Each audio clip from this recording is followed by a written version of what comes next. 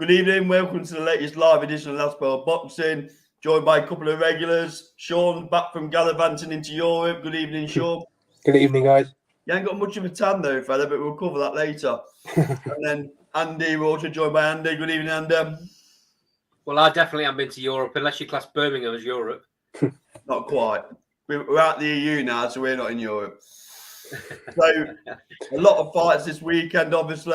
3 cards on the go. All the main promoters go in on Saturday.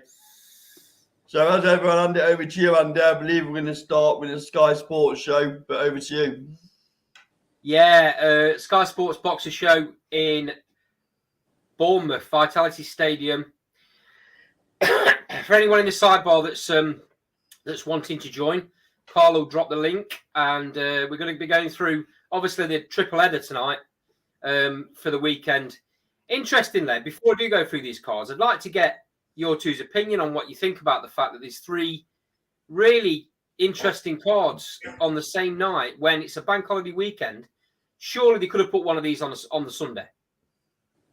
Carl, I'll come to you on that. I mean, I've said before, Anthony, that Sky Sports and Boxer have gone live on a Sunday before. So I'm surprised Ben Shalom's not gone on a Sunday. I consider the main event down at Boxer as the weakest out of the 3. So I'd have probably gone for Sunday night if I had Ben Shalom. Last game of the season, mate. They can't be doing that.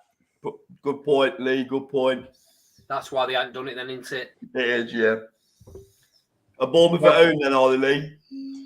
They're not, but obviously there could have been a lot riding on it. There's not so much now. I think you're right. Coverage will be all across football on Sunday. I think you're right. I think you're right, Lee. Everybody that's interested in football are going to be paying no attention to a boxing card. It just doesn't help fight fans, does it? Sorry? It doesn't, but sometimes we're moaning that we haven't got a lot to choose from. Now we're sport for choice and we're moaning, so we're never happy, are we? Yeah, I still think there needs to be more collaboration, though, Lee, between the promoters for the better of fight fans, because there is some weeks where there's absolutely nothing doing. I think the Conlan card could have gone on Friday. I think that would have been sensible. To be fair though, to BT, that main event is going on about 9 o'clock. Yeah. So at least shifted that so that people can watch that and then switch over to whichever they choose of the other 2 mains. Yeah, it's interesting that Shalom or Earn couldn't come to an agreement by all accounts, could they? Are you surprised, mate? They've both got gigantic egos. We're very quick to go in on Frank Warren and George Warren, but they've took one for the team a little. Well, have they? Because 9 o'clock's still not bad, but at least they've bent over a little bit. Now, what he's done is he's realised it's saturated. It's a saturated night, and he's thought, well, if I want decent viewership for this main event, I'm going to put it on earlier. That's what he's done. He's not doing it for the boxing public. He's doing it for his views. Because it is probably the least likely to be watched. Although I think it's probably the most competitive main event of the 3. I think it's probably the least likely to be. But it's the main event itself is probably the least likely to be watched. I don't agree. It will be. Agree. I think the Bournemouth main event will be the least watched. On Sky Sports? No. Yeah. Conlan, big Irish following. I bet you the numbers for the Sky Sports show will be bigger than the BT one. Not for the main event. Not for the main event. What the thing you got to think about there, Carl? I see where Lee's coming from. In that you can be a subscriber of Sky Sports and not get BT Sports. You have to pay for it. Whereas if you're a subscriber for I don't know, Virgin, you get both. Yeah, they've got the smallest profile, both fighters, though. Yeah, but you'll get the casuals watching Sky Sports. You won't get any casuals watching BT. Yeah, everyone, like we've always said about Sky Sports, people just turn on late at night for something to watch. Well, let's just wait for the numbers then. But I think... you said the fight wouldn't sell well anyway, Carl. Is that big numbers for a fight of a world title fight? What they've done, is it a big number? 15,000's quite a few, yeah. Is it really? Lee's come out swinging. More than Lee Wood done at Nottingham that he couldn't sell out his own ground. No. I think you'll find the arena only holds that, Lee. Yeah, but it didn't sell out, did it? Yeah, it did sell out. Yeah. Yeah. But you said it wouldn't sell, and it has. Well, I don't consider it a very big fight. I've told you that all along. I mean, you're crying out for some boxing down that part of the world, though. So I think if me and you jumped into the ring, we'd sell it out, to be honest. No, children. Come on, we'll get to the main event in a minute. Calm yourselves. Back to your corners. Just tell it how it is. True, though, isn't it? He said it wouldn't sell. But I don't consider it as being a big fight. It doesn't matter what you think, does it? It's sold. Well, it don't matter what you think, does it? No, I didn't say it wouldn't sell, Carl. You did. No, and I don't consider it a big number. Okay, but it's sold. Would it sell any bigger stadium? No. Well, you're going to build another stadium for it? No. Is it a big fight? No. Does anyone care about the weight division? No. You said it wouldn't sell out the ground that it's in, and it has. Well, anyway, Sean, having a good night, are you, mate? Yeah. Huh? What's it old?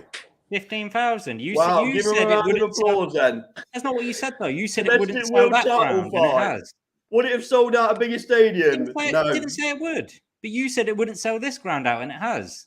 I did. That's what you said. I didn't realise it was such a small stadium. Okay, technicalities then, Carl. No, but it's relatively, isn't it? Because it's a small stadium. Not relative, because you said it wouldn't sell, and it has. Leewood would sell a city ground out of 30,000. Okay. Them two wouldn't. Okay, back to the shows then, lads. We'll start off with boxing, seeing as though you two have gone on a bit of a rant. I think we'll start with Kerry Sartinstall against Jade Taylor. Now, Kerry's got a little bit niggly in the presser. I don't know whether she's struggling at weight, but she got a bit ag when it was coming down to the questions. Is she feeling a bit of pressure in this fight, do you think, Lee? Yeah, she got a bit choppy, didn't she? When asked about who she was facing, she said, "Oh, what was it? Oh, can I have a better question or something, please?" Yeah. So I think then he gave her a mouse question and she didn't like it. So I think maybe got under her skin a little bit. I think from the other side, it was all humble. So don't know. And obviously, the records will show that Jade Taylor's more experienced, but you've got to take Kerry Sartinstall's amateur career into account here, haven't you? Don't you think it's good to see, though, a bit of needle? Yeah. Because, they're making weight, aren't they? What do we want? Do we want Snow White all the time? No, not at all, Carl. But it wasn't like they were having needle between each other.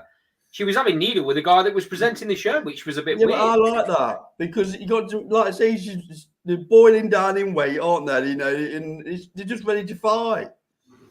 I like that side of it, to be honest with you. Obviously, she sat at 3-0 at the minute. Jade Taylor sat at 5-0. Probably a lot of pressure under being in such a big fight, a big stadium. You can't let go, can you? I'll give you that. Okay, swiftly moving on then.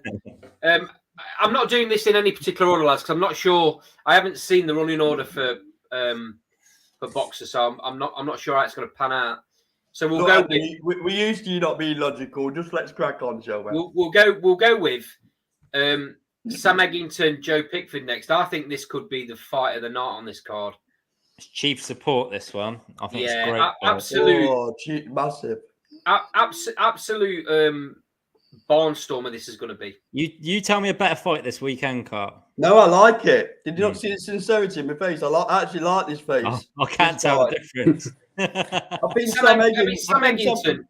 Sam Eggington's on. It's last chance saloon for Sam Eggington, isn't it? If he wants to get anywhere up through the levels. And he's never in a dual fight, is he? No. Look at the Ted Cheeseman fight. That was something. Oh, yeah. He's been in so many like that, mate. Joe Pickford's obviously got a really decent KO record. He's heavy-handed. This could go anyway. Eggington's probably been in too many wars, though, truth be told. Probably a few too many. Yeah, you could say that. He's having a bit of an Indian summer, though, the last period of his career. He went through a bit of a slump, didn't he? But I think he's picked up quite a bit. I'll come to you, Sean. Yeah. Tell me how you think this fight goes. I mean, I don't know if you would call it an upset or not, but I think Egerton could well lose in this fight. You know, we've spoke about it a lot recently about fighters and how their chins can go all of a sudden, and I think for a fighter like Egerton and the fights he's been in, I think it's only a matter of time. So I think he could well get stopped in this fight.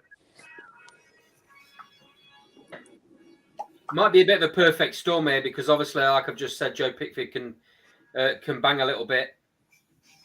Good evening, Daz. How are you, mate? All right, mate. You all right? Very good, very good. We're going through the cards. We started with Boxer. We're talking about Sam Eggington against Joe Pickford. Bit of a barnstormer. I think this might be the fight of the night for any of the cards, to be honest. How do you see it panning out? Can't be anything than a good fight, I don't think. Could be a spectacular win for Pickford. This, Do you think a bit like Sean? Do you think Sam Egerton's probably had a few too many? We don't know, do you? You don't know if that's the case until bell rings. You know, you can never say, oh, he's gone to well too many times until you witness it happen. That's the thing with that saying. Until it happens, you don't know it's going to happen. Yeah. Lee, same question to you. Yeah, obviously I'm going to back Joe. He's a local lad, but the only thing I worry with Joe is he has been quite inactive throughout his career. It's never really got going at the rate it should have done. Yeah. And I think at this point in his career, he would want to be further along, and I think he would want to have had bigger, better fights under his belt. Now, this probably is his biggest fight, his biggest test yet. I would say I think he's going to win, and I do think he's going to win, but it is the inactivity that worries me a little bit, and I think that's where a fresher Joe Pickford, who has maybe been in more fights like this, I think he'd go in with a bit more confidence and maybe knock him out, but I think Egerton is going to give him rounds, and I think it is going to be a bit of a war. But I'll say Pickford will come out on top. Cole, does this open doors for Joe Pickford if he wins this fight? I'd imagine so. He's probably his best name on his resume, isn't it? To be honest. So I think I don't often like agreeing with Lee, but I think he's right. He'll get rounds out of this.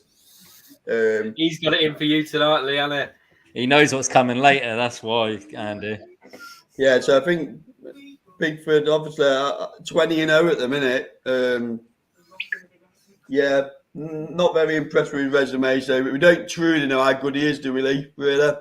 No, he is good, but it's one of them. I would have expected him to be further along at this point. I mean, a few years ago there was a lot of noise made about him down here, and he's not got anywhere near where we thought he would have been by this point. But it's a big opportunity for him.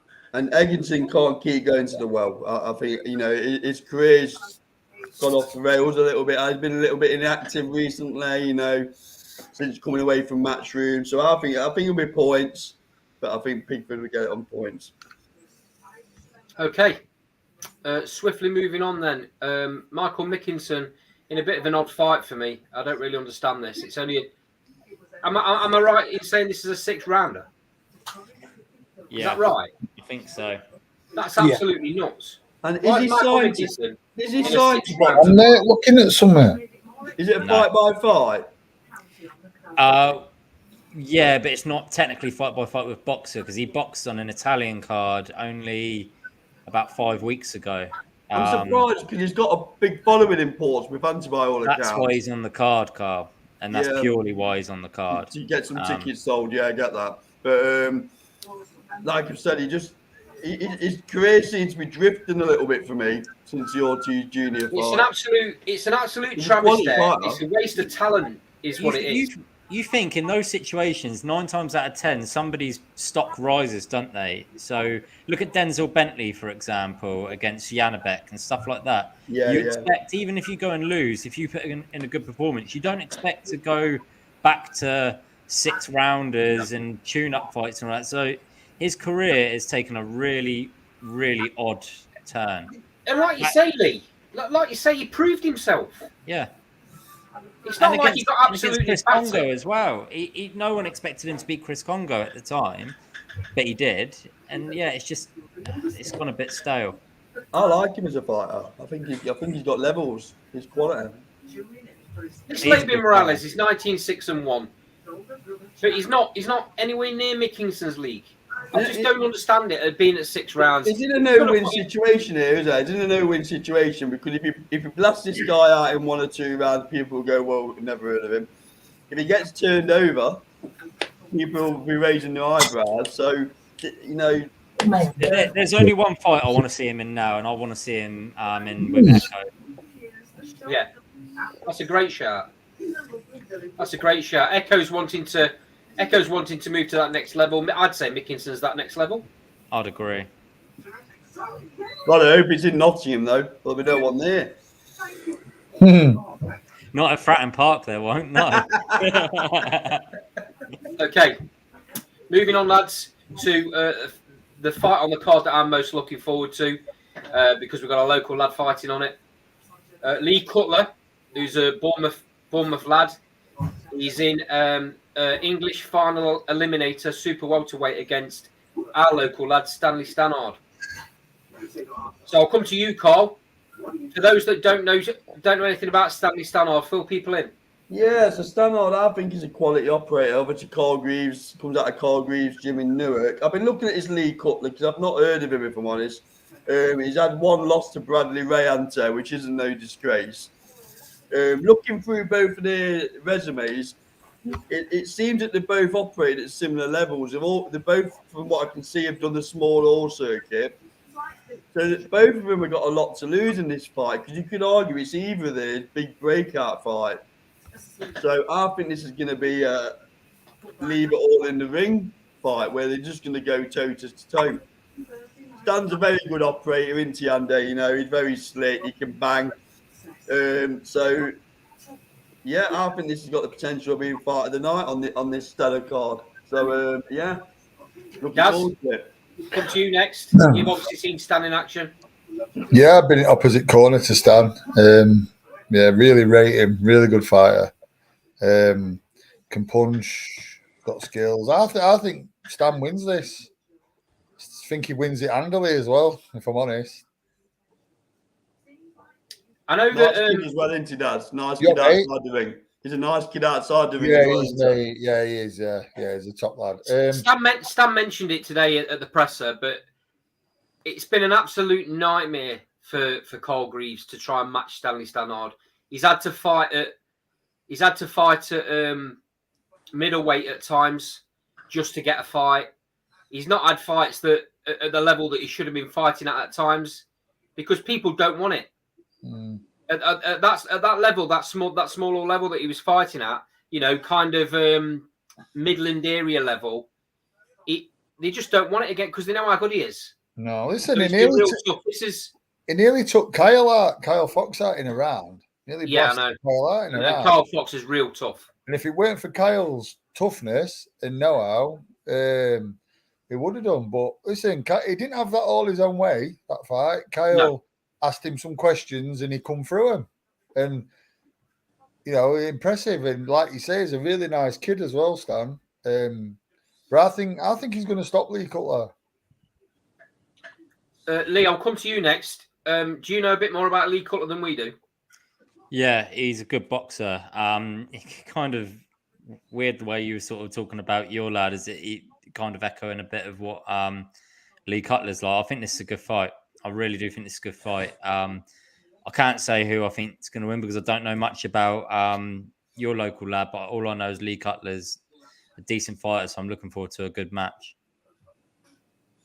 Does anyone know whereabouts this is on the card? On paper, they look well matched on paper. They do look well matched. I would have thought this was before the bell. Were they in the first press conference or the second press conference today? Do you know, Andy? Because there was two, weren't there? No, they were on the main. They were on the main stage. They're on them, so it'll be probably the first fight out then of the night, I'd imagine. I mean, maybe because of names and the priority for Boxer, you might be right. Lee Cutler being a local lad, I'm assuming is going to have quite a lot of fans there, so it might be higher up the bill than you might think. Or they might try and get fans in early. I don't know. Potentially. Maybe. I mean, this is they seem to do this with kind of English title fights, or then this is a final eliminator for the English title. They do seem to put them on first on the bill, don't they? I can't wait to watch this. I mean, I don't know whether you know, but as a show, we're heading up to Manchester on Saturday. But I'll be pulling over if I'm driving. I'll be pulling over and stopping to watch this. Stan punches a lot harder than his record suggests as well. Oh, absolutely, mate. A lot harder. Sean, how do you see this fight going? I have to be honest, I don't really know too much about either of them, but it sounds like a good fight, and let's hope the best man wins. Yeah, I've seen. I've seen last time out Stan was in against I can't remember his name now, but a real class operator that had been around against some real tough opponents, and he destroyed him because he knew how dangerous the fighter was, and he was really on it. And I can see a very similar performance here, if I'm being honest. I know Lee Cutler, from what Lee's telling me, and I'll go with what Lee's saying because he knows a bit more about him than us. That he's an handy fighter. I see this is a 10-rounder as well. I see this going late, but there's a very good chance of Stan stopping him, in my opinion. Stan whips them body shots in, and that could be the telling thing for me late on in this fight. So, quick round robin, Carl. Give us a prediction. I'm going Stannard late stoppage round 11. Is it a 12-round fight? 10, I think. 10 rounder. I'll go for round 10 then. Gaz?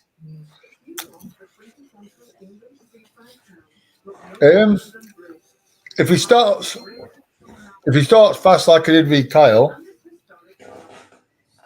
I don't know. It's a tough one, but I think Stan's going to come out on top late. So that's yes, a stoppage. Yeah, I think he'll stop him late, 8 or 9. Lee, I'll come to you next. I'll go Cutler points. Oh, Sean, I know you said robbery. Is that going to be a robbery, Lee? Is that where we're going with that one? Hometown decision. We'll see. Sean, I know you've already said you don't know too much about him. Yeah. Having heard what we've said about it, how do you think it pans out? I reckon Stannard on points from what you guys have said. Yeah, I'm going for a Stan late stoppage. I think the body shots that Stan's going to whip in will tell late on in the fight. And Stan has a real. I mean, I don't know about Lee Cutler. I don't know what his engine is like, but I know Stan is a very, very, very fit fighter. So I'm going to go Stannard late stoppage round 9, I think. Okay, swiftly moving on to the headliner, which I actually think is a real good fight and a closer fight than people are giving it credit for being. There's obviously a real narrative about this. Lawrence Okolie, Chris Billiam Smith for the WBO cruiserweight title. Now, up until very recently, Lawrence Okolie was trained by Shane McGuigan, who obviously trains Chris Billiam Smith. They've done, by all accounts, 300 hours in sparring in the ring. Ridiculous amount of time they spent with each other. Carl, I'll come to you.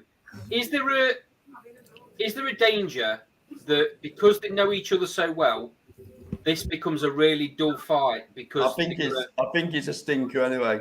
Because the fact that they know each other so well, they're going to counteract everything that each other does. Styles make fights, don't they? I think this will be a stinker, but I just think the styles don't really gel. To be honest, I don't think it's got anything to do with Shane McGuigan. And I don't think Sugar Hill's had time to get that Kronk style into Okolie yet. Do you think Okolie could adopt a Kronk style, though, to be honest, mate? Yeah, I think he can.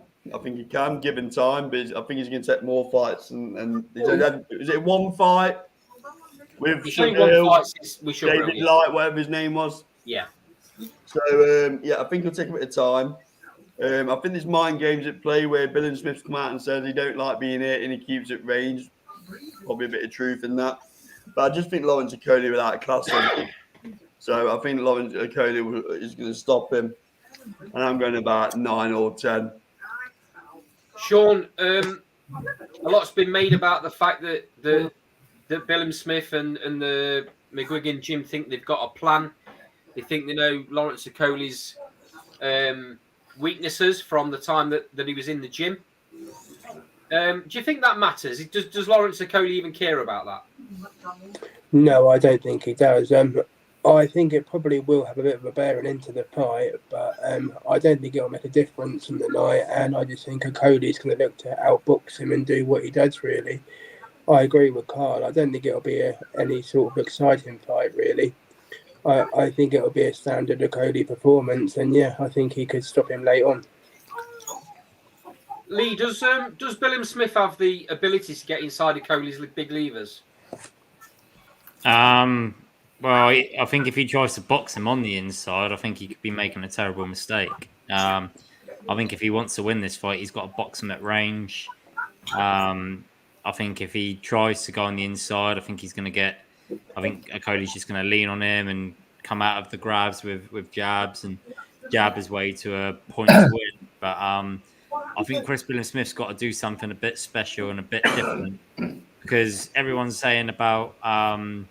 obviously, Billiam Smith knows Okolie so well from all of those rounds of sparring, but it works both ways. Yep.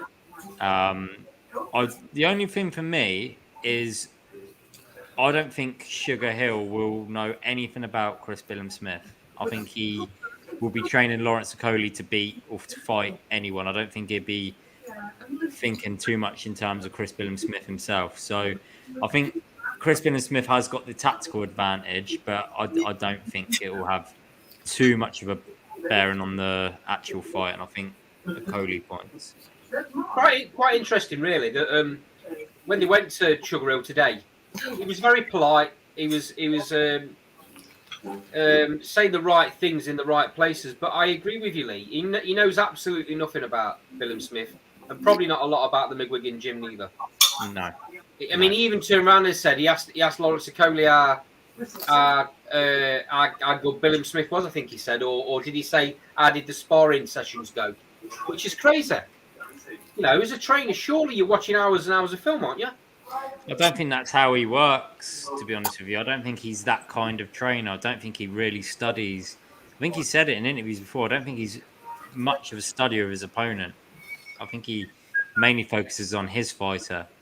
But it could be a bit of complacency, or it could be a bit of knowing that his fighter and this, the same as like Tyson Fury, who he's been with a few times.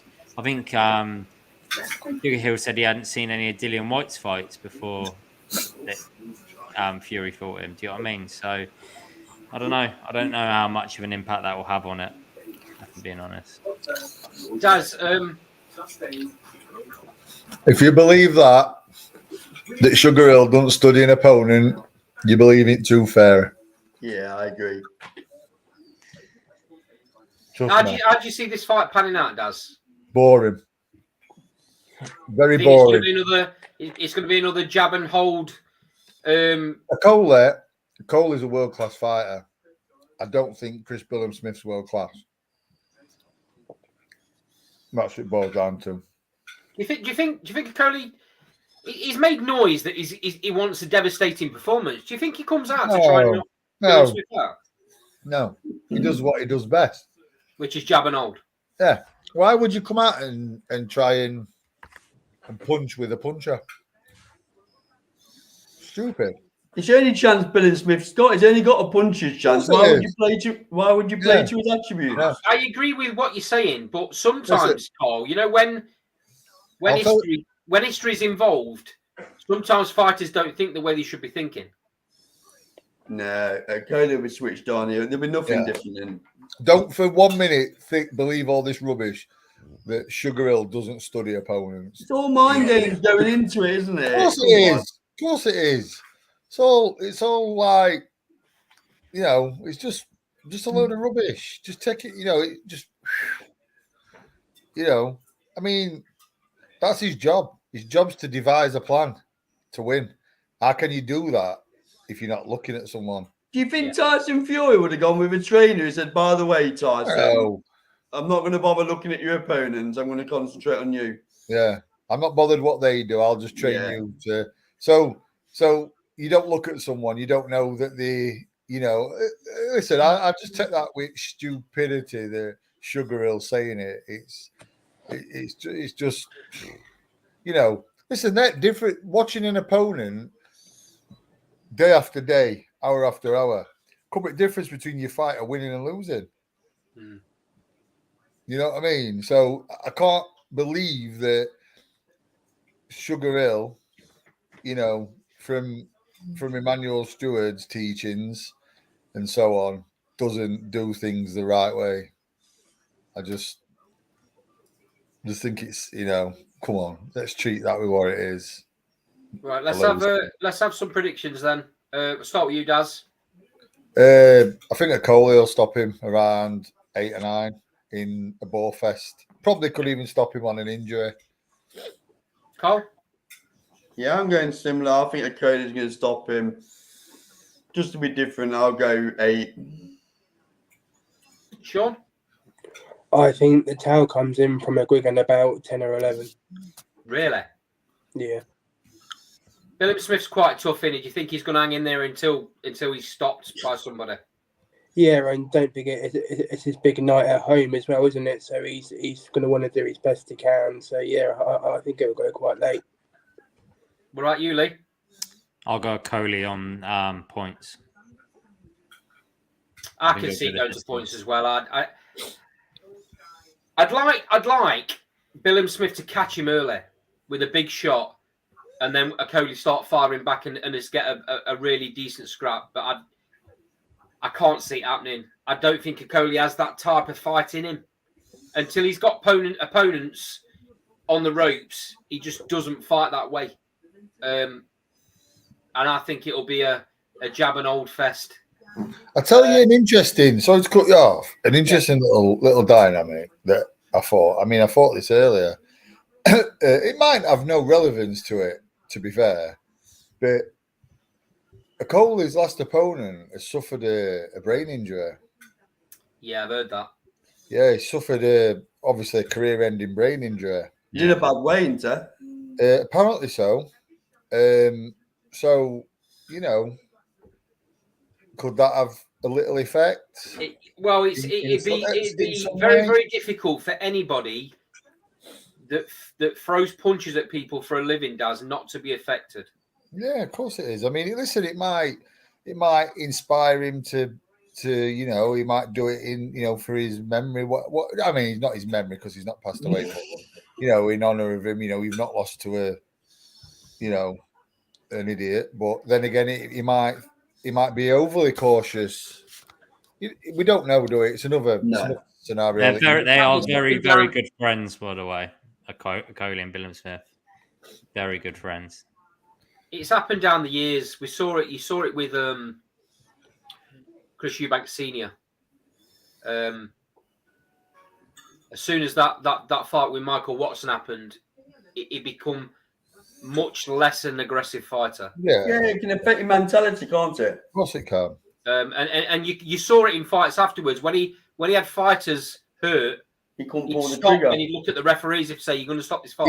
He was one of the first fighters I saw do that. Yeah, look at the ref as if to say.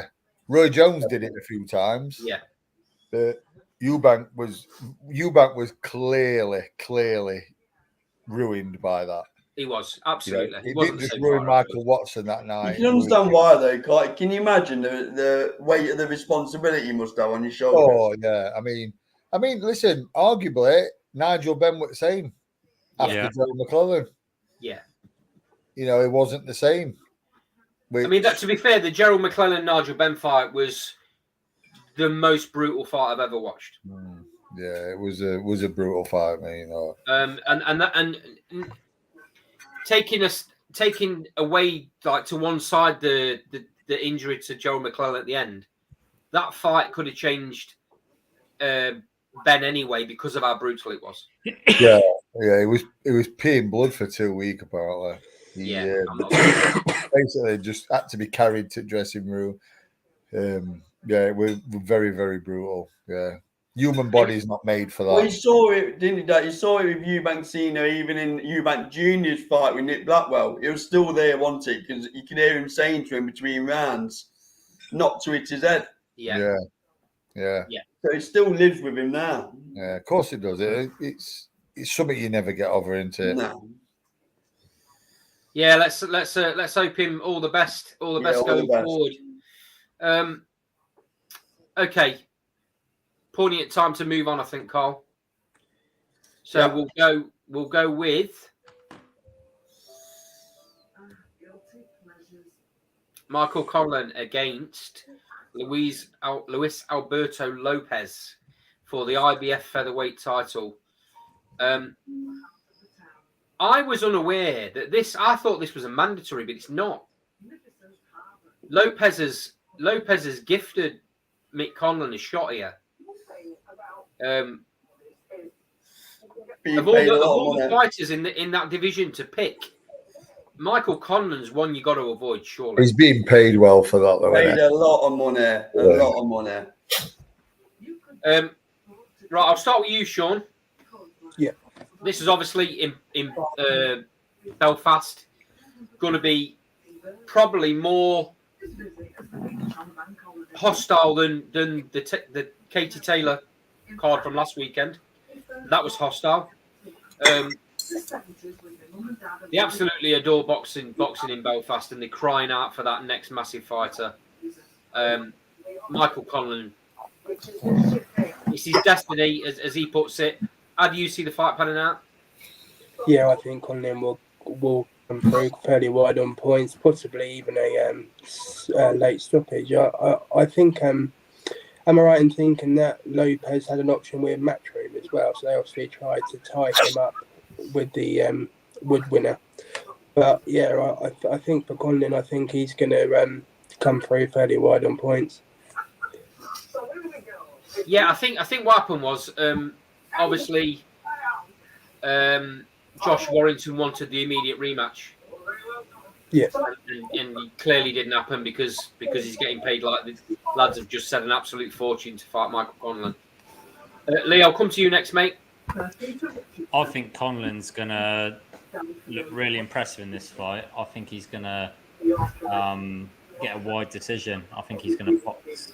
I know they've got it in the bookies; they can't split the two, but I think Conlan's. I think he's just gonna look too good. I think he's gonna win majority of rounds. I think he wins this with ease.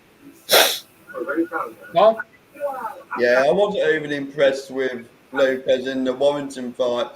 He's going to have to rough Conlan up if he can get close enough to him. I think Conlan's going to absolutely box this guy's head off. And it would, like the others said, it will go to a wide point decision with Conlan. Then it's a very interesting division, to be honest. Very interesting. Naz, do you agree with the lads? Yeah, I think Conlan wide on cards. I don't think Lopez will win around, to be fair. I completely agree. I think Lopez is the weakest champion in the division. Well, I think what they've done is they've like basically, chose Lopez, paid him a lot of money because that's, it suits Conlan, gets Conlan a world title. Yeah, I mean, I think Cole's right. I think the Warrington fight made Lopez look a bit better than he was, especially the first half of the fight where Warrington's actually come out and admitted that he was a little bit gun shy because he wasn't sure how his jaw was going to hold up. So until he got part way into the fight and realised his jaw was absolutely fine after taking a few, and then he put it on Lopez in the second half of the fight. He was moaning every second of the second half of that fight because he didn't like it being put on him. Now, Michael Conlan don't fight that way. When you've got a Mexican moaning, you're doing something right. That's right, exactly. Yeah. Michael Conlan don't fight that way. He's not a come forward aggressive fighter, but he's a slick fighter, and he's gonna really frustrate Lopez in this fight, in my opinion. and I agree with you guys. It's a very easy points decision win this for Michael Conlan. Listen, if Conlan fights Wood again in a rematch, that's a close fight, you know. I know we talk about Wood like we do, but that is a close fight, that rematch. Well, Conlan will win, He's real quality. Yeah, I know we had a lot of banter in the build up to that Conlan fight with the Irish fans, and we're always going to back our own to a point. But real quality. He proved himself. It was, in my opinion, before that fight, I wasn't 100% sure just how good Michael Conlan was going to be at this weight. Because don't forget, bearing in mind, he's come up weights. So I didn't know how strong he was going to be, but he proved himself without any shadow of a doubt. He's a young kid as well. You know, he's going to be hanging around this division for a long while. If fingers crossed, you know, Wood comes through, LARA Conlan gets this fight. Your fingers. You got some serious fights then, haven't we? Well, that's your City ground fight, that is, for me. I think it's already made for Warrington, mate. We'll see. Okay. I think swiftly moving on, Carl.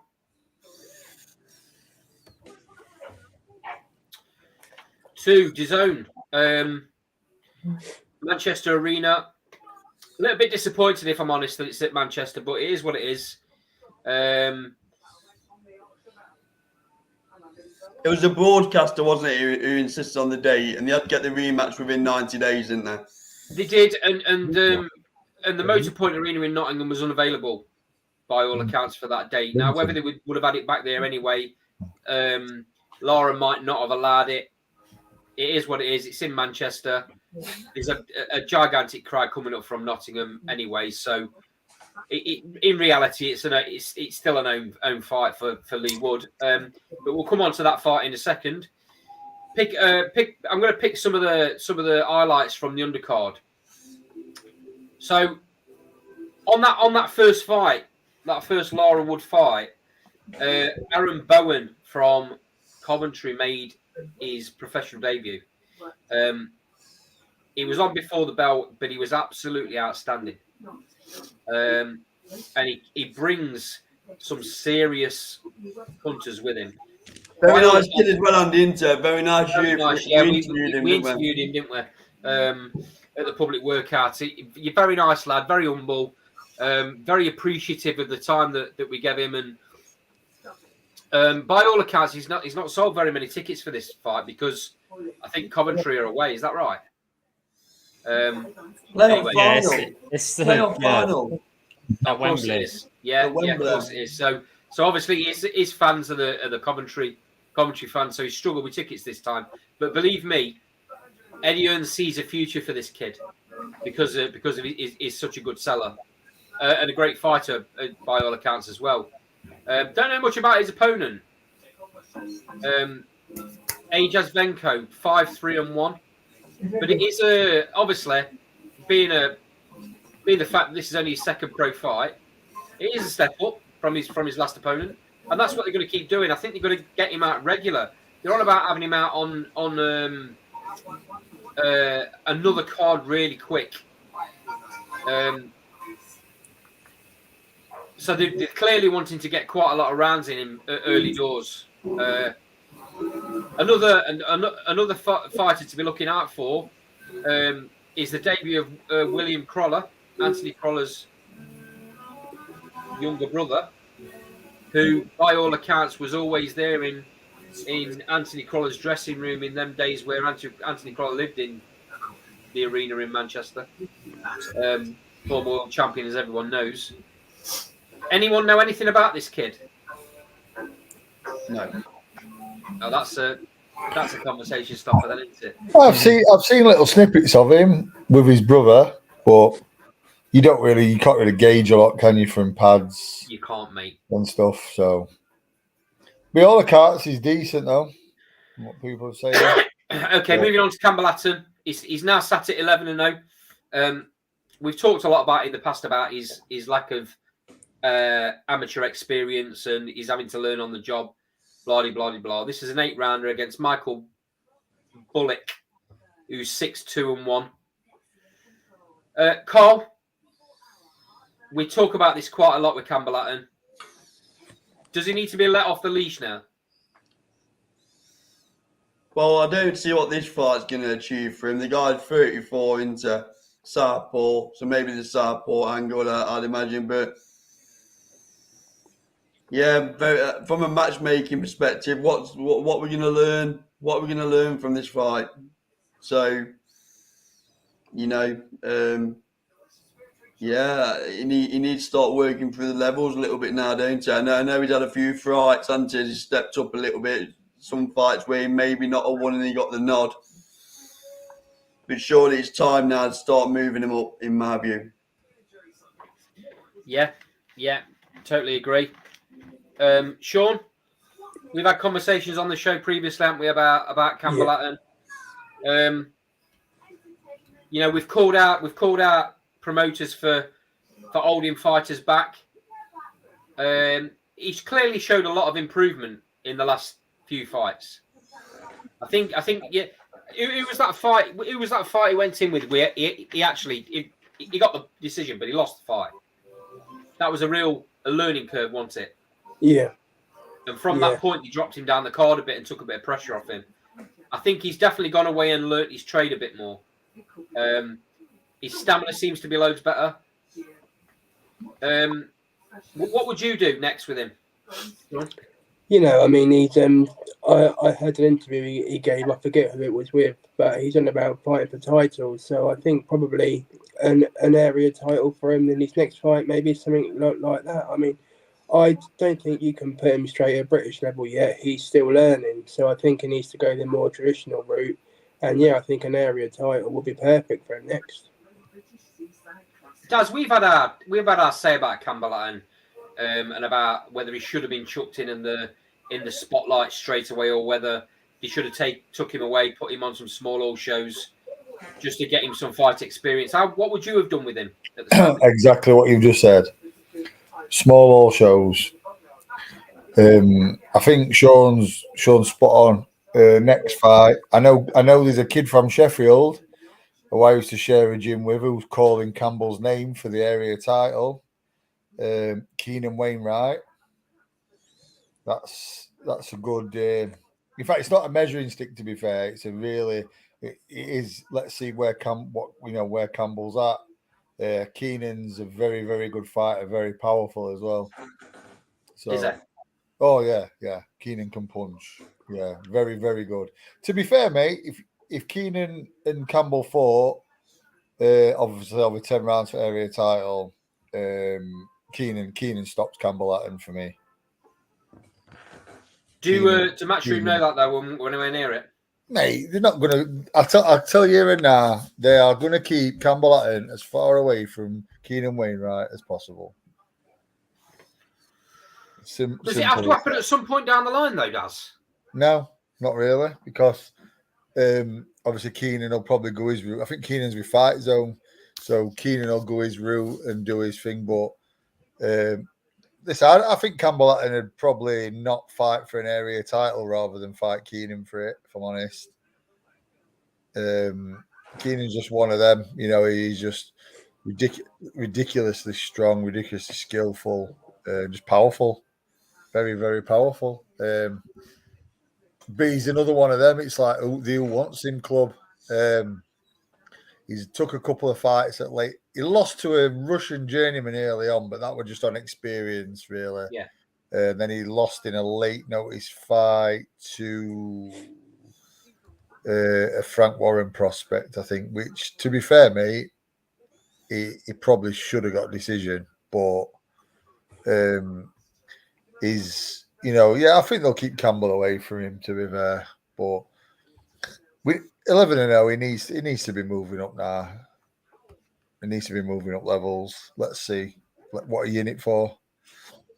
Lee, you got anything to add on Campbell Hatton?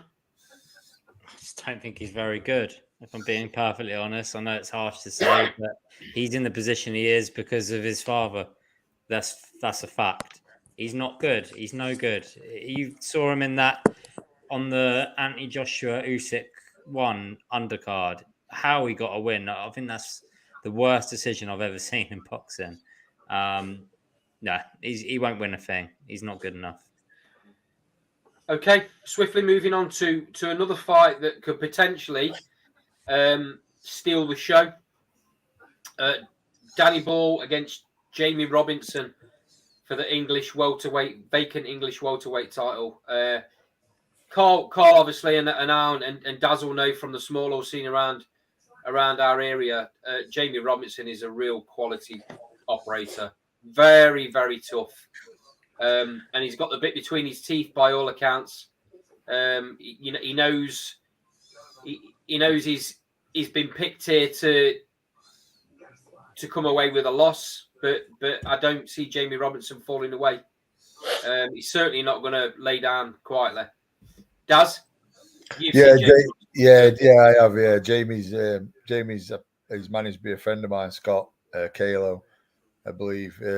Jamie's. Yeah, that's right. Yeah, Jamie's a tough kid. Paid his dues as well. Tough kid. Wouldn't be surprised if he comes through this victorious. To be fair. The thing I like about Jamie, obviously, he's got a bit of a backstory. That's for him to tell, not me. But he's got a bit of a backstory. Came from adversity, got back into the ring. Couple of defeats early on in his career, and then he's obviously knuckled down, and he's on a bit of a run, isn't he? He seems to be working through the levels, keeps picking up the W's. But yeah, it's been brought in here for Danny Ball, hasn't it? So I'm hoping that he's obviously the underdog. Danny Ball's quite a bit younger than him as well. This is really Jamie's probably one and only chance to for his breakout fight, if I'm honest. Done his dues on the small halls, very good fighter, technically very good. So hopefully he can get the win at the weekend, and it's onwards and upwards. He got a poor decision not that long ago for another English title, didn't he? I think it was it Super Welter, or was it the weight below? I'm not sure, but he got a really poor decision and a fight that he apparently should have won. So that gives him a little bit of extra emphasis that he wants to do it right this time. Lee, how do you see this fight going? Do you think it's as good as we're saying it might be? Yeah, I think it's a good fight. I think Danny Ball will win. I just think Jamie Robinson's he's been in too many fights where he's just not got over the line, and I think this is going to be another case of it. Saturday, unfortunately. Danny Ball, what's he only lost to Echo? Is that right? Yeah. So it's not a bad person to lose. And he beat Sam Jardy, didn't he? Which is a good result. Yeah. So no, I think Danny Ball will win. I think the quality will show through. Yeah, I think so. Sean? Yeah, I agree with Lee. I think Danny Ball wins this, and I agree with you guys as well in this sense. I think it could be the fight of the night. Jamie Robinson's never in a dull fight, by the way. We've seen him numerous times, and it's always brilliant action. And what a great job Scott Kalo's done with him as well since managing him. Absolutely right. He's brought him back from a position where he was out in the wilderness, Antical. Yeah. Okay, swiftly moving on to a fight that was dropped on the card with 7 days' notice. A little bit disappointing for Terry Harper that Cecilia Brackhurst, not even 24 hours on the day of the fight, ended up not being able to get out of bed because she got flu. Terry Harper thinking, the kind of world fell through because she was on that massive stage, and now, she's on this other massive stage. You got to give her and her opponent, Ivana Habazin, credit for working this out within 7 days. Now, I think I'm right in saying that Ivana Habazin was already in camp Was she not trying to work out a deal with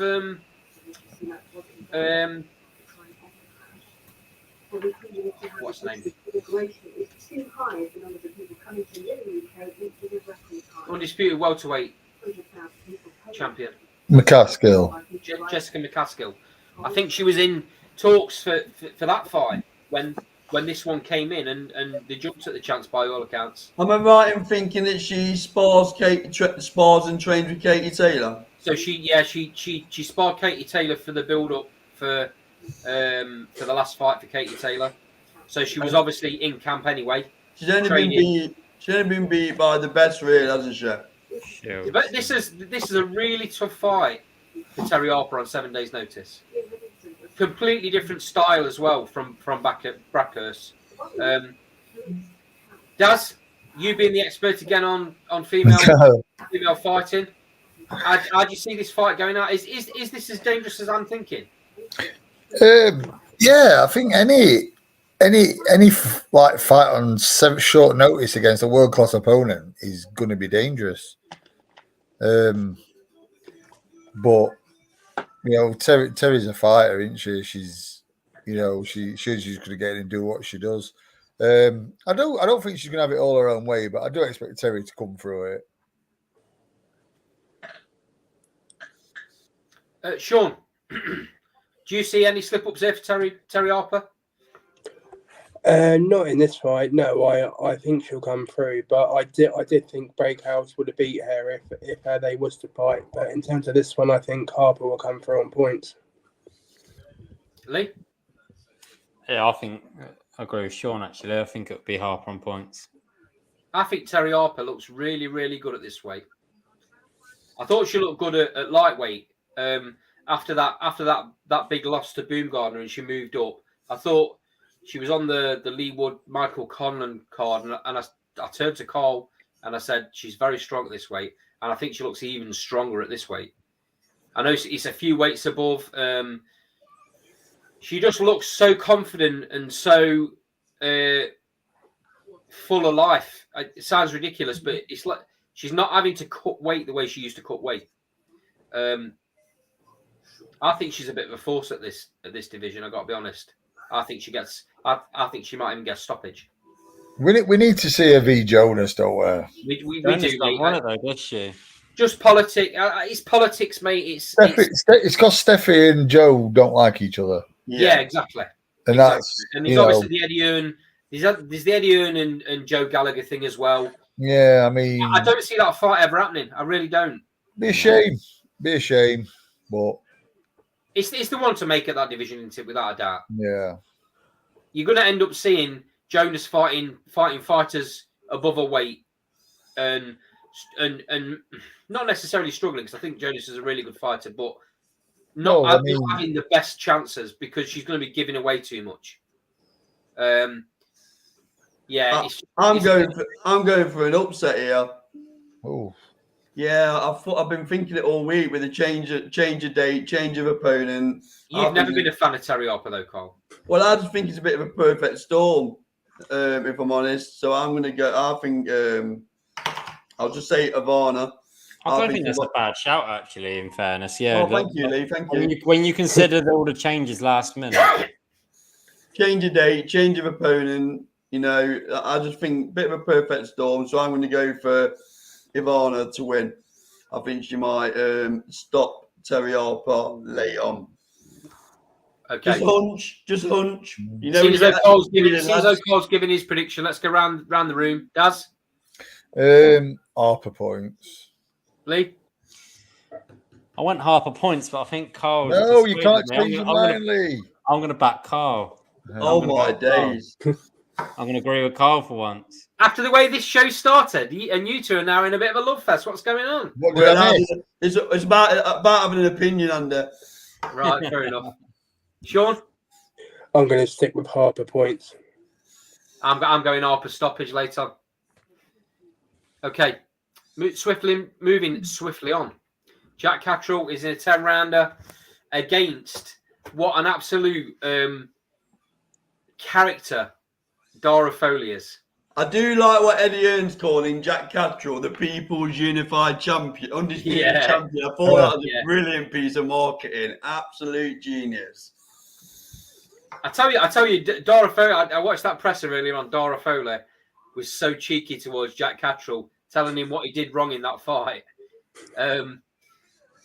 Mad, really, when you think about it. But Dara Foley's no mug. No, he beat Robbie Davies Jr. last night, didn't he? Which is a decent. I mean, he beat Robbie Davies because Robbie Davies snapped his ankle. Yeah. You know, we can't really say.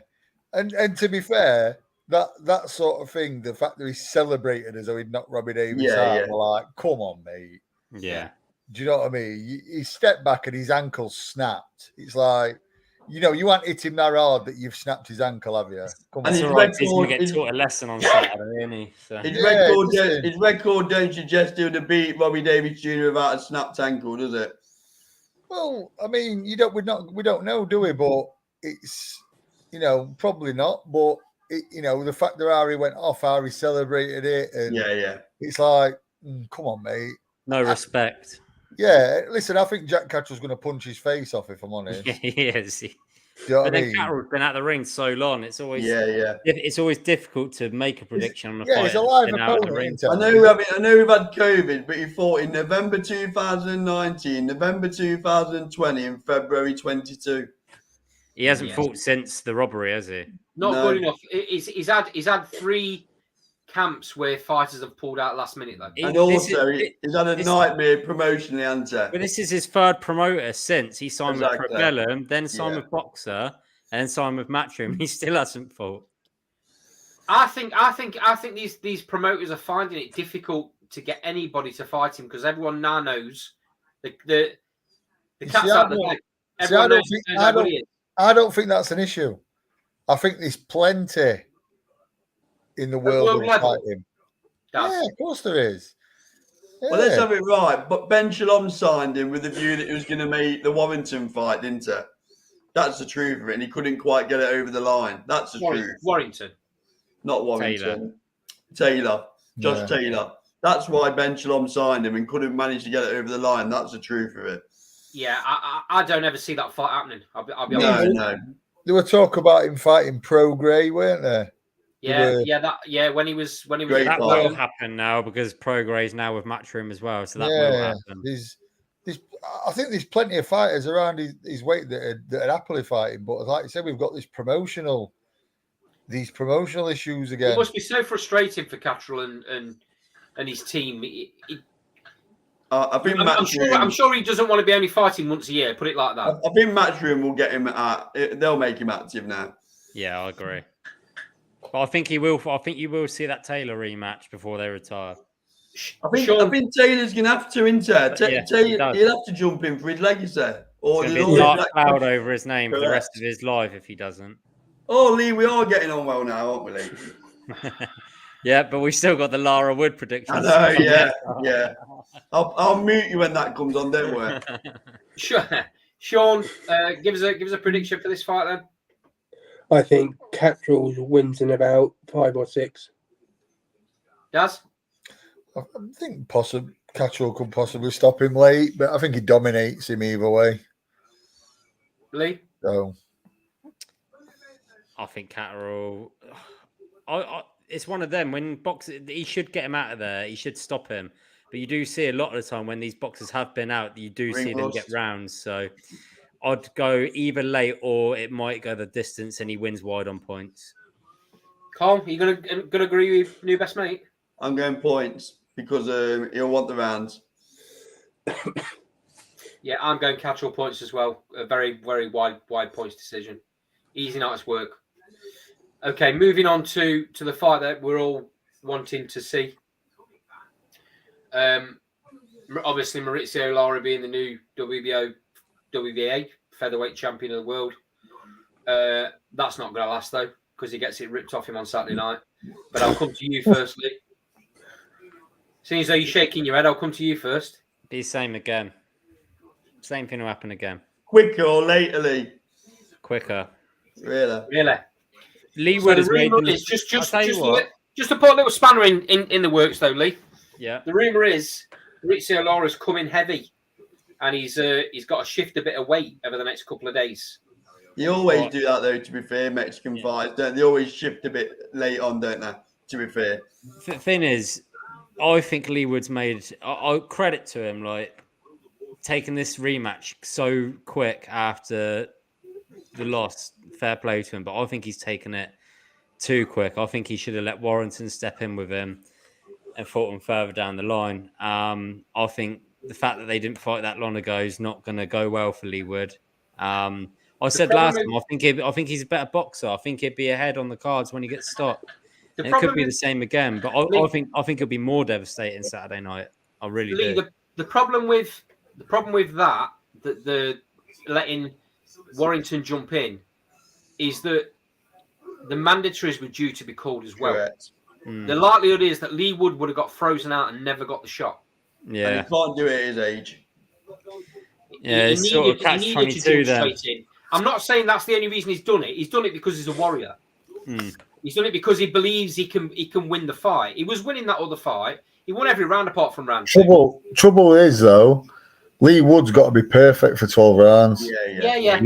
Lara's got to be perfect for a split second. Leigh Wood isn't good enough, and this isn't a slate on Leigh Wood. There's a lot of boxers, but he's not good enough to not make a mistake at any point in those 12 rounds. He's not. He's a great fighter, but he will slip up at some point. Don't forget, Lara needs one opportunity. Let's not think that Wood's got pillar fists because he hasn't. So, Wood's quite capable of taking Lara out as well.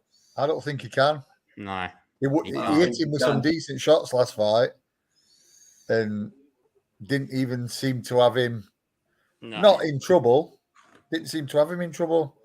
It looked like Lara was waiting for a mistake. I do think people are rewriting history a little bit though, because he was hurt at times in that fight. So. I don't think he were. I think he looked a little bit disorganised. I think Lara looked a little bit disorganised, but I don't think he were ever hurt. No, I think you're a bit disorganised, but I don't think you were ever hurt. I think he was very frustrated. Yeah, a bit disorganised. He was very frustrated. I think he was, and that's credit to Leigh. Yeah, it is. The game plan was brilliant. I think he was. And what did he do? What the game plan? The game plan was spot on, but he threw with a punch. He got greedy, didn't he, Dad? He got greedy. That's exactly it, Cole. That's exact. They threw the right hand, and then they both raised up to throw the left hook at the same time, and that's when he got chinned. Do you know what I mean? He was punching with a puncher. Yeah, his right hand was in the wrong position. It's just one of them, mate. He switched off, and it's just one of them. Yeah, and like Lee said, and I love Leigh Wood. I think I like him. He's a really nice kid, but he cannot not make a mistake for 12 rounds. See, I disagree. I've seen a different look at in Leigh Wood, and his persona in the presser in this fight. Last chance to lose. The first fight. The first fight. Leigh Wood was that make? That makes no difference. It makes a lot of difference. I'll tell you why. Do you think, Andy? Right? Do you think then that he cannot get hit on the chin or around the temple for 12 rounds off Lara? If he stays switched on, he can, because he's a good enough boxer. Do you think he can? Because he was doing that. I think he can. Yeah, I do think. It's. Don't get me wrong. I agree with you. It's one split second from Lara could end the fight. I get that. I understand that.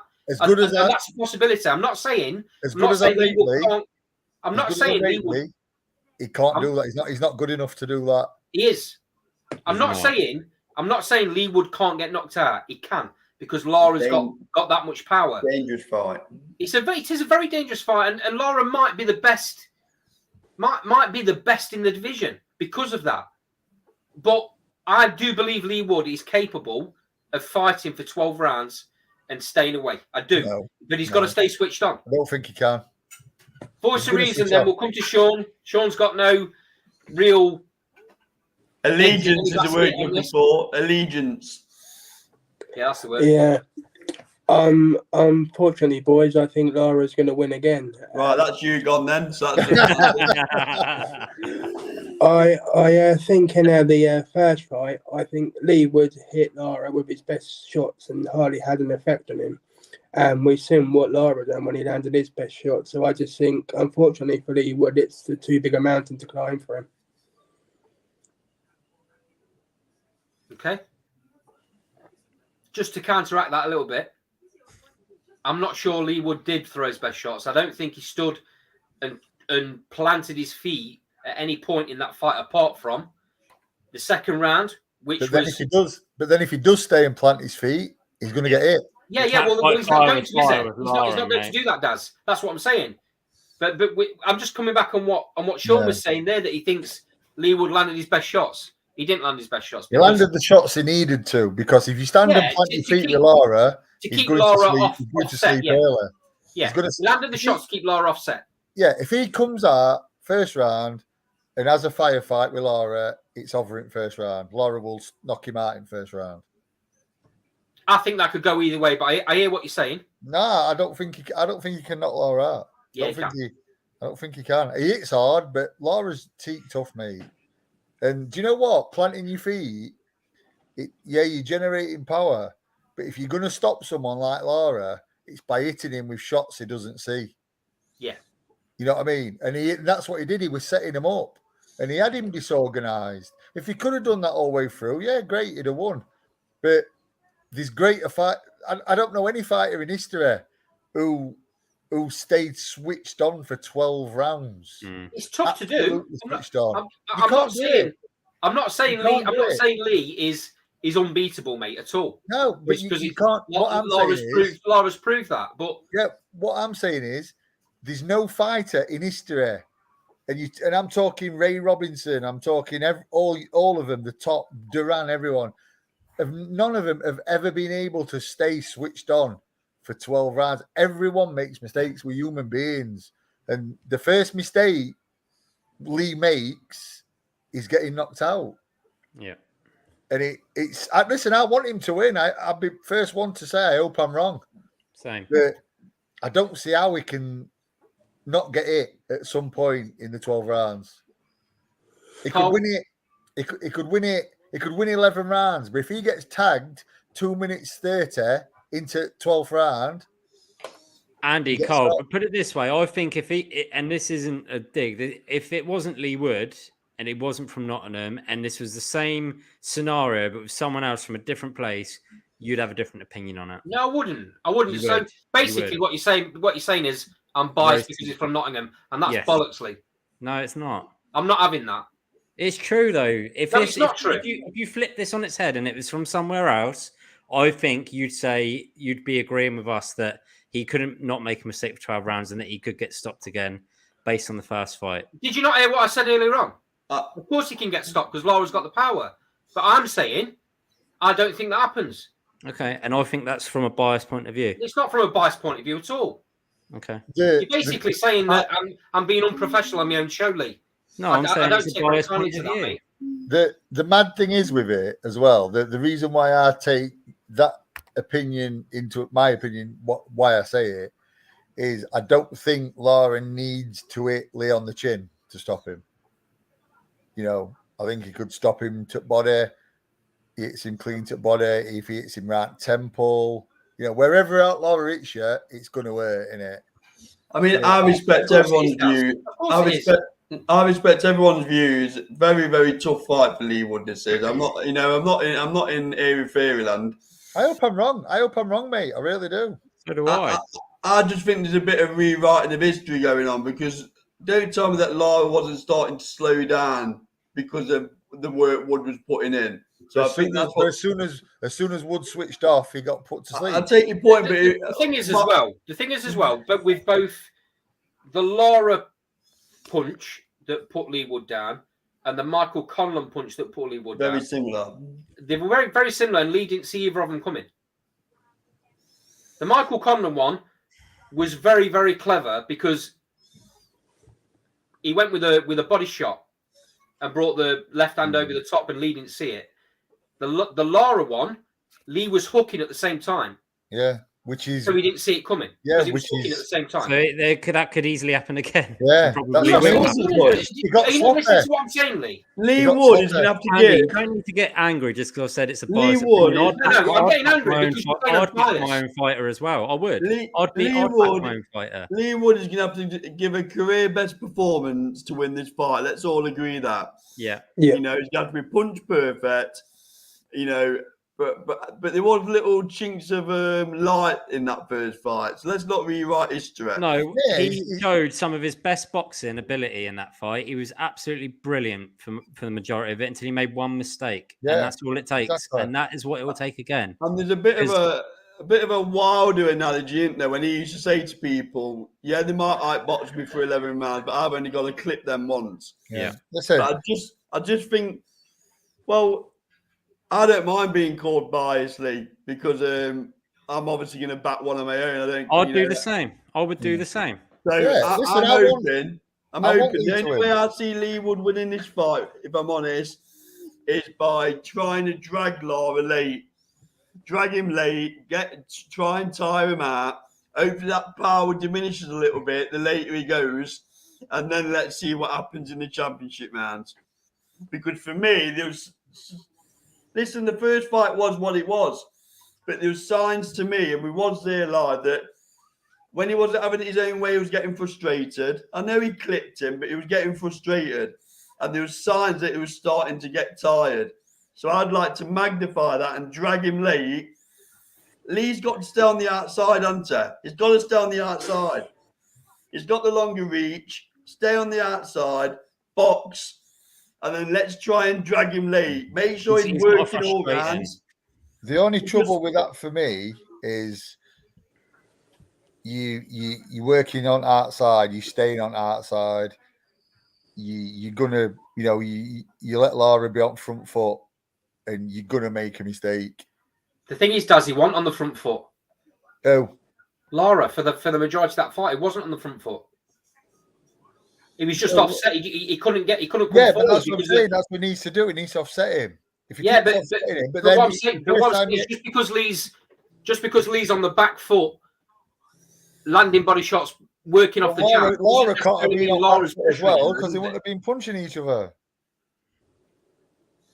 It was only when Lee set himself and gave Lara that opportunity. It was that one mistake, and you're right. It is a mistake. And it'll happen again. What I'm saying is, I don't believe that'll happen this time. He got greedy. He admits himself. He got greedy. He started to land into. My opinion of it is this: I like Lee Wood. I hope I'm wrong, but Lee Wood cannot not make a mistake in 12 rounds. He's not that good. He's not good enough to do that. When fighters in history, no fighter in history has ever been able to do that. Listen, Floyd switched off in fights and been clipped. The greatest defense. Listen, probably one of the greatest defensive fighters in history, Willie Pep, switched off in fights. I know that's got no bearing on Lee Wood and Lara, but what I'm saying is, to me, no fighter in history can go through 12 rounds and not switch off at some point. He needs to switch off once, and that's it. It's a very intriguing fight. It is, but listen, look at Bomber Graham and Julian Jackson. So, it's happened he's a puncher. Do you know what I mean? Lara's a puncher, and that's it. Lee had nowhere else to go, though, Daz, did he? Let's be honest. What, to take this fight? Yeah. No, I mean, like you say, he probably got frozen out, and it shows the character of the man that he's took it. And he probably gets the Warrington fight anyway, doesn't he? Listen, I'll be totally honest, lads. I hope I'm way off at mark here. I hope I'm coming on the show on Thursday and saying, do you know what? Prove me wrong. Same. Got no problem with you two giving it to me for him. No, I like it. It won't be Thursday. We'll be having a show Sunday, believe me. Yeah, I'm a big fan of it. I'm a big fan of Lee. But we have to take it into context. He is a good fighter, but greater fighters aren't. I've got a gut feeling though, Daz, and whether it's me being biased. Yeah, listen, you have to go with it. Is that same gut feeling you had the first fight, Cut? Yeah, funny enough. Yeah, it's very similar. It's like it just goes back to that. Lee's got to be perfect for every second of every minute of every round. Lara has to be perfect for a split, not even a second, a split second. That's it. The odds are massively stacked. Well, with Lara. you can safely say this is giving the best version of Leigh Wood, isn't it? So this is he's gave it his all, hasn't it? So let's see. I hope he does it. I think it'll probably take a couple of rounds longer for it to happen. I think he'll be more switched on, but I don't know. I hope I'm wrong. I think we can all agree, regardless of what we think about the fight, It's going to be a great fight. It's going to be a great fight. And Leigh Wood's got balls the size of melons. Oh yeah. No, without a doubt. Without a doubt. People forget, and one thing you haven't mentioned, which I'm surprised about, is that he didn't need to take the first fight. No, voluntary, weren't it? It was. When everyone was running away from him, he ran towards him. Yeah. See, this is what boxing. This is the sort of person, the sort of fighter, the sort of attitude that boxing needs. People like Leigh Wood that want to be the best, and to do that, you've got to fight the best. He's gone in against the person that everyone says is the most dangerous, just to prove how good he is himself. And he showed it. He is a killer, Lara. I said to Andy many times when I interviewed him in Nottingham, there was no emotion whatsoever in his eyes when I was interviewing him. Leigh Wood came out, didn't he, Andy, for his public workout, and he just didn't flicker. He just no other word to say it, cold as a killer. So props for Leigh Wood, props, because Okay, then just before we end the show, lads, let's have predictions. Start with you, Lee. Lara knockout, 4th round. 4th. I think Lara will stop him 8 or 9. Sean? I think Lara in 10. Lara in 10. 10. Carl? I'm going for Leigh Wood to win on a tight points decision. And my biased opinion is that Leigh Wood wins on points. Mm-hmm. Well, there we go. I've really upset him tonight. I don't like being called. I don't like being called unprofessional, Lee. I didn't call you unprofessional. I called you biased. Two different things. In a roundabout way, you did. No, I didn't call you unprofessional, Andy. Don't you're rewriting history now. I said you have a biased opinion to a fighter. I don't mind admitting I'm biased. You are biased, Andy. You are, mate. If this was another fighter from another city, not affiliated with you, and the first fight had gone the way it had gone, you wouldn't have the opinion you have. I don't. No, I would. I'll tell you for why, right? Deontay Wilder probably is the hardest puncher in heavyweight history. Ernie Shavers about heavyweight history. Yeah. I think no end of heavyweight fighters can beat him. Okay. Just because he's the hardest puncher doesn't necessarily mean that wins in the fight. He's still got to land the shot. It's got to be the perfect shot to land as well. Lara's not invincible. So my opinion is that Leigh Wood can do it. See, and it's not a biased opinion. I didn't call you unprofessional, Andy. Let's get this that is right. This is where I have to give my opinion, Andy. I don't believe it has to be a perfect shot. See, I think it does. No, I know Lara it's hard. I know Lara it's hard, but it has to be the right shot. No, you see, I think Lara can stop Lee where he could hit him eye on head, temple, chin. Daz, I do think there's some kind of invincibility theory going on here, though, around Lara. I do think he punches like a train. But he landed flush on Leigh Wood when he finished it, didn't he? Let's be honest, he landed flush. Oh yeah, we're a peach. So I'm not sure about this. You can hit him anywhere. Again, it's about opinions, but I'm just saying I'm not sure about this. No, my point with that is, I'm not saying he can hit him on top of head and knock him cold. I don't mean that. I mean he can have him in trouble. Do you know what I mean? He can hit him in temple and have him in trouble. He can hit him on top of head and have him in trouble. You know what I mean? I'm not saying he's not gonna knock it. You could hit him right back here and have him in trouble. That's what I'm saying. If he hits him flush on chin, he's liable to, knock him out. I think he could also probably hit him to body if that were the case. But I think he does punch hard enough to hit him in, catch him. That's what I'm saying about it. It doesn't have to be perfect, clean. He could hit him on top of head and have him in trouble. Do you know what I mean? I'm not saying he's going to knock him cold wherever he hits him, because that's not my point. My point is he could catch him right on top of head and have him in trouble. So he doesn't need to land flush to win the fight, because I mean, listen, he could land on top of his head in temple, right back at here, have Lee all over the place, go into him, land a couple more, ref stops it. He's still won by TKO, Anna. You know, he doesn't have to put Lee out cold to win. That's, you know what I mean? And you don't think that Lee Wood's powers can do anything like that to Lara? Lee can bang as well, though. Yeah, but I just don't think he can. I didn't see anything to say that he could stop Lara. He didn't seem to have him in trouble. And he were hitting him with good shots that Lara didn't see. He had him disorganised. He did have him disorganised, but I think worst thing Lee can do in this fight is think, I can punch two, I'm going to knock you out. He has got to try and outbox him. Carl, who do you think wins? Let's go back to Andy's argument about Deontay Wilder, yeah?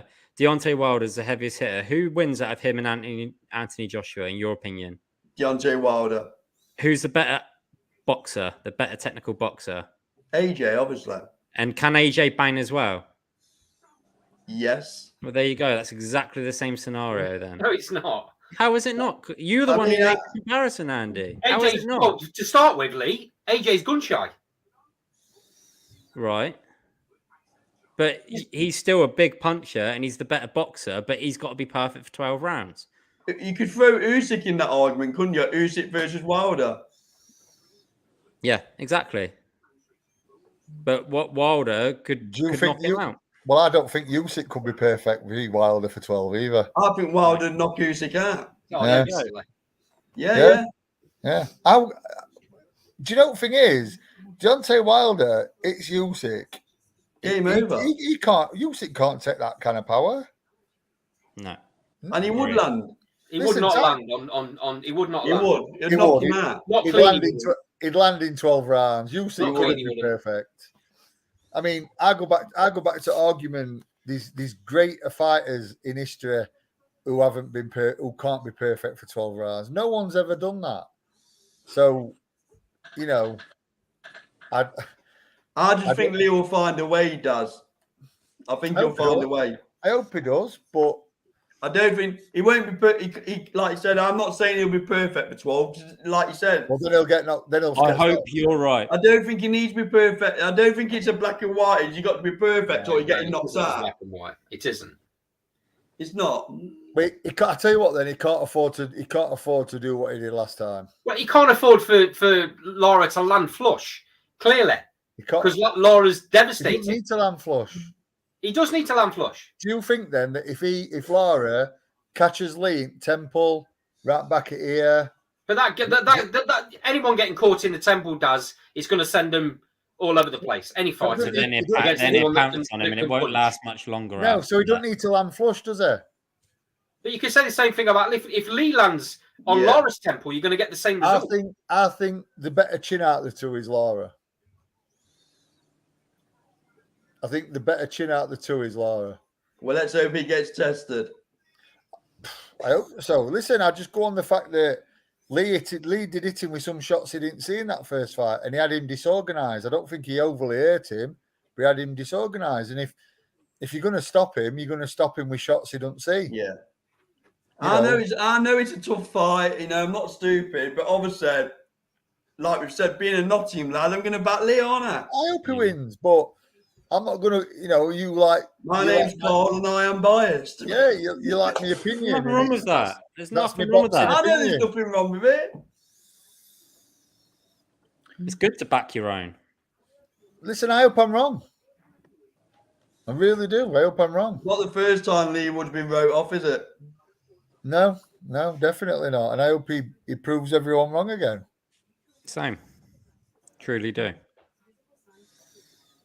I think that's a good place to end the show, Carl. Yep. So thank you for the comments inside. Nice and lively chat. Always is when Lee Wood's fighting, with Lee being such a part of his fan club. I like Lee Wood. I'm just realistic. So, Sean, thank you very much for your contribution, fella. Cheers. Daz, Cheers, God, I mate. hope you're wrong. Lee, Mate, I do. you're wrong as well. So do I. So do I. Just before you go, have you had Go have you like gone over the LEIGH and Lomachenko? Did we do that? When did we do? Have we done that, Andy? Amy Lomachenko. We have, haven't we?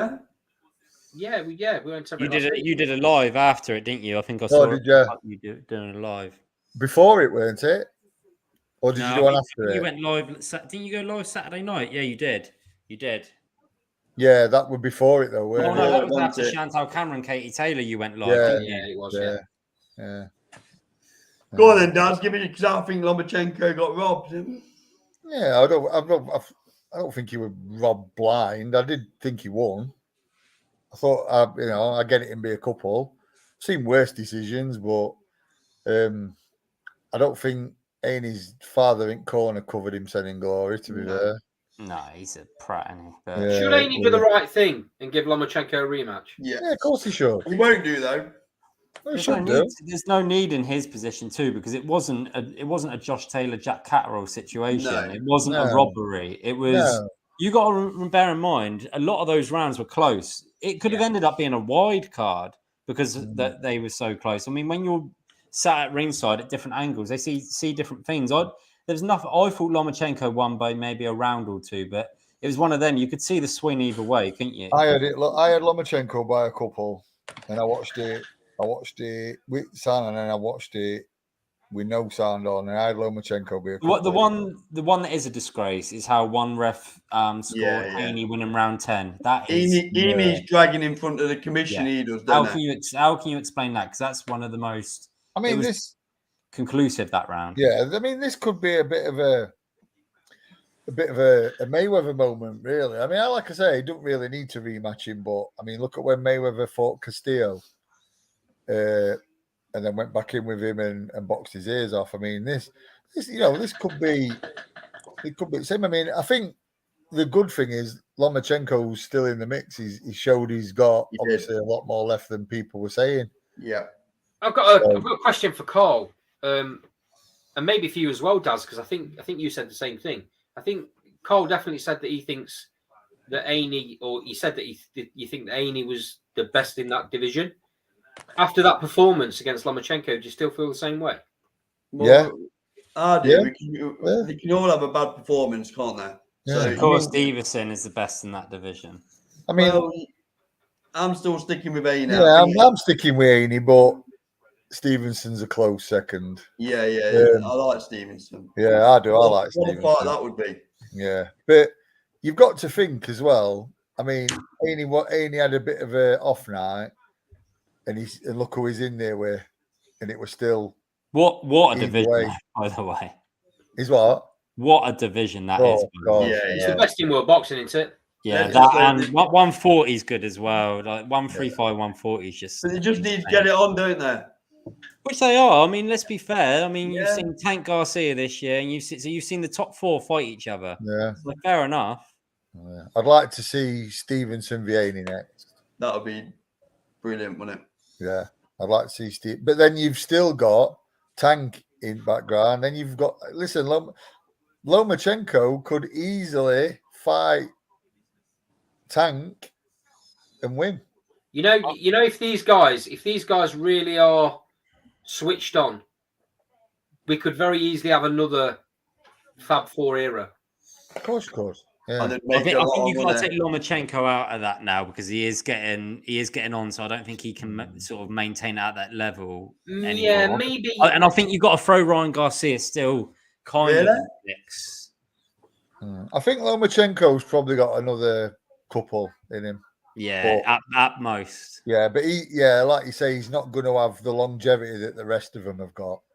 No. But you've got there's fighters coming through as well that look good as well at that age. I think Stevenson and Haney will happen in maybe a couple of years at like 140 or something like that. I don't even think it will happen at 135. Yeah, that'll be. They're all about the same age as well, aren't they? They're all about 23, 24, aren't they? Yeah. So, Garcia 22, is he? Yeah, Tank's a little bit. How old's Tank? I think Is he like Tank's 20, 24, Is 25. he I 24? think. Is he? Yeah, I think so. Don't quote me on it. So, I mean, you could, in reality, then you could have another 5 years of these 4 fighting. The good thing is as well, they're that young and they're all that good. They could have trilogies against each other, not just one fight. Yeah. They could be trilogies, two, 3 fights against each other.